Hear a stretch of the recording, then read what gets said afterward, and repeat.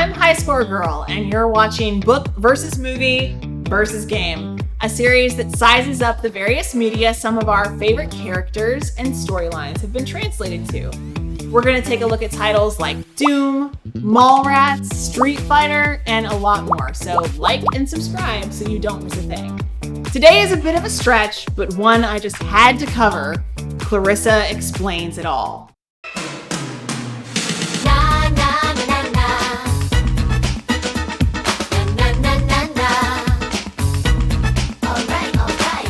Clarissa Explains It All was the first original sitcom to air on the Nickelodeon network, starting in early 1991 and running until late 1994 with a total of 65 episodes.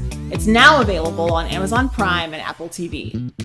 An attempt to reboot the series in 1995, with Clarissa working as an intern at a New York City newspaper, failed to get picked up and only the pilot remains.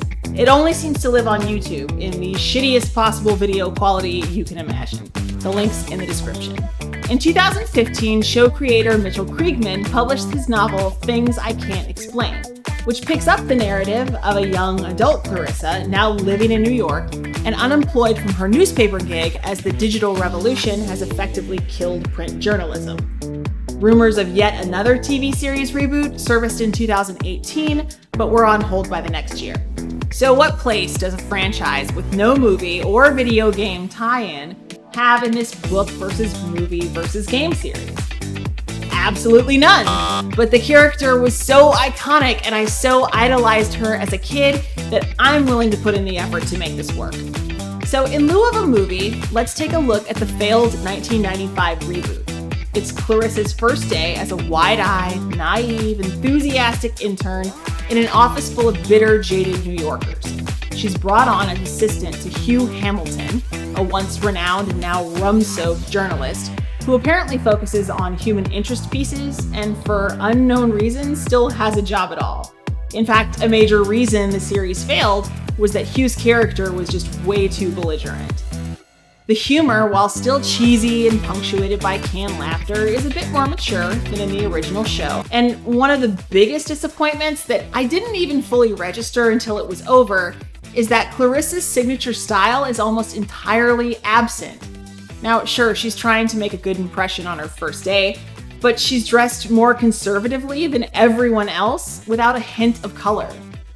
The end of the pilot sees Clarissa maybe kind of getting through to her boss, helping out a young, snarky reporter that would almost surely have become a love interest if the show had continued, and quickly becoming the publisher's favorite person ever. So on a 10 scale, I'll give it a 6. I love the idea of seeing how Clarissa grows into adulthood, and the tone of the show is mostly intact, but this is a very watered down version of Clarissa, and I just don't care about any of the other characters. Now for the bad news. The book.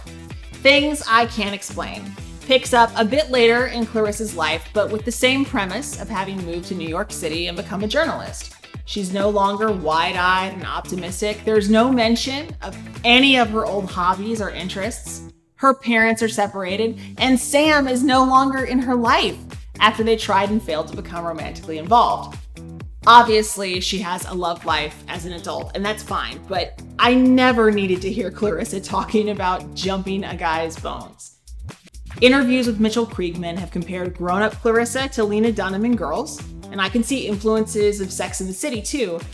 But overall, I'm really disappointed with that direction for the story and the half-assed development of a beloved character who always represented to me independence and a quirky, complex personality, not just another manic pixie dream girl. The author's depiction of a young adult woman is super tone deaf. I don't know any people like this in real life, and frankly wouldn't want to. The book did get some decent reviews, and at least it was the creator's vision for the character, so 3 out of 10, at least he tried. It seems that the Clarissa so many of us grew to love and admire really just belongs in her own little early 90s time capsule. It might have been possible to create a modernized version, but they missed the mark by a lot. And personally, I'm okay with that. I'm okay with just reliving the nostalgia of my youth and appreciating the original series for what it was. Which brings us to the game. We all remember Clarissa's impressive dev skills. I wished I could ship a fully realized program as quickly as she could, or at least play the games she made. So I decided to make some. Using Game Maker Studio, I started with the game from the original series pilot, Fergicide. Clarissa is illustrating to Sam a plot to restrain Ferguson in a straitjacket and hook him to a bunch of helium balloons so that he soars away and out of her life once and for all. I use screen grabs from the show for the graphics, and while the gameplay isn't exactly the same, it's a satisfying way to finally get to try out one of Clarissa's creations.